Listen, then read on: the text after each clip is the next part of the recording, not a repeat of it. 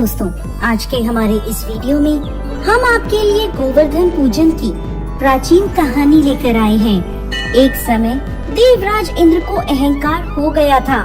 इंद्र के अहंकार को दूर करने के लिए भगवान श्री कृष्ण ने एक लीला रची।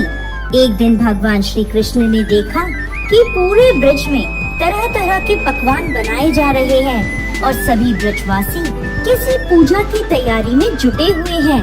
ये देखकर उन्होंने मैया यशोदा से प्रश्न किया, माता, ये सब किस पूजा की तैयारी कर रहे हैं? मैया यशोदा बोली, लल्ला, हम देवराज इंद्र की पूजा करने के लिए अन्नकूट की तैयारी कर रहे हैं। यह सुन भगवान श्री कृष्ण आगे पूछते हैं, मैया, हम इंद्र की पूजा क्यों करते हैं? माता यशोदा ने उत्तर दिया, हम इंद्र की पूजा करेंगे तो अच्छी वर्षा होगी। यदि अच्छी वर्षा होगी तो अच्छी पैदावार होगी, जिससे हमारी गैया को अच्छा भोजन मिलेगा। यह सुन भगवान श्री कृष्ण ने इंद्र की निंदा करते हुए कहा, लेकिन मैया, हमें तो ऐसे देवता की पूजा करनी चाहिए जो स्वयं प्रत्यक्ष आकर पूजन सामग्री स्वीकार करें। यह सुन मैया यशोदा के पास बैठी गोपियों ने कहा कि 33 कोटि देवी देवताओं के राजा की इस प्रकार निंदा ना करो लल्ला। यह सुन भगवान श्री कृष्ण कहते हैं, इंद्र में क्या शक्ति है जो वो हमारी रक्षा करेगा? इंद्र से ज्यादा शक्तिशाली तो यह गोवर्धन पर्वत है जो वर्षा का मूल कारण है। हमें गोवर्धन पर्वत की पूजा करनी चाहिए जहाँ हमारी गैया चरती है। इंद्र देव तो कभी दर्शन भी नहीं देते और यदि उनकी पूजा ना करो तो वह क्रोधित हो जाते हैं। ऐसे अहंकारी की पूजा कदाचित नहीं करनी चाहिए। तभी नंद जी वहाँ आ गए और पूछने लगे, इंद्र की पूजा करने से वर्षा होगी और हमें लाभ होगा, गोवर्धन की पूजा करने से क्या होगा? तब भगवान श्री कृष्ण ने उत्तर दिया, हमारी गैया गोवर्धन पर्वत पर चढ़ने जाती है। गोप गोपिकाओं के आजीविका का एकमात्र साधन गोवर्धन पर्वत है। यह सुनकर सभी लोग बहुत प्रभावित हुए और सभी ने मिलकर इंद्रदेव की जगह भगवान श्री कृष्ण द्वारा बताई गई विधि से गोवर्धन पर्वत की पूजा अर्चना करी।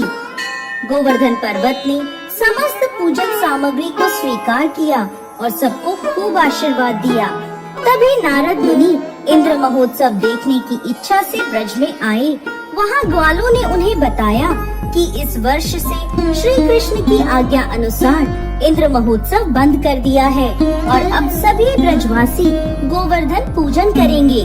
यह सुनते ही नारद मुनि उल्टे पांव इंद्र के दरबार में पहुँचे और बोले, हे देवराज, आप अपने महल में सुख की नींद ले रहे हैं। उधर ब्रज में आपकी पूजा समाप्त करके गोवर्धन पर्वत की पूजा हो रही है। ये सुनते ही देवराज इंद्र को क्रोध आ गया। उन्होंने इसे अपना अपमान समझा और जोरों की वर्षा शुरू कर दी। भयभीत होकर सभी ब्रजवासी भगवान श्री कृष्ण की शरण में गए। तब भगवान श्री कृष्ण ने सभी को गोवर्धन पर्वत की शरण में जाने को कहा।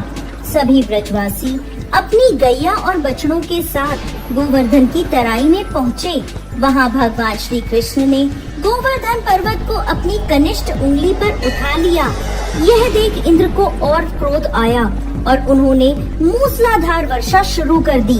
भगवान श्री कृष्ण ने सुदर्शन चक्र को आदेश दिया कि वह पर्वत के ऊपर जाकर वर्षा की गति नियंत्रित करे और शेषनाग से कहा कि वह पानी को पर्वत की ओर आने से रोके। इंद्र लगातार 7 दिनों तक मूसलाधार वर्षा करते रहे और सभी ब्रजवासी गोवर्धन पर्वत की छाया में सुख पूर्वक रहे। यह सब देखकर इंद्र को शंका हुई कि उनका मुकाबला करने वाला कोई साधारण मनुष्य नहीं हो सकता।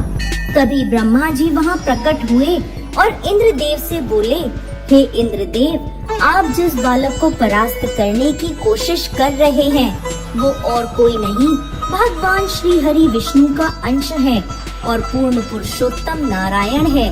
यह सुनकर देवराज इंद्र ने भगवान श्री कृष्ण से अपने भूल की क्षमा मांगी। इसके बाद उन्होंने भगवान श्री कृष्ण की पूजा करी।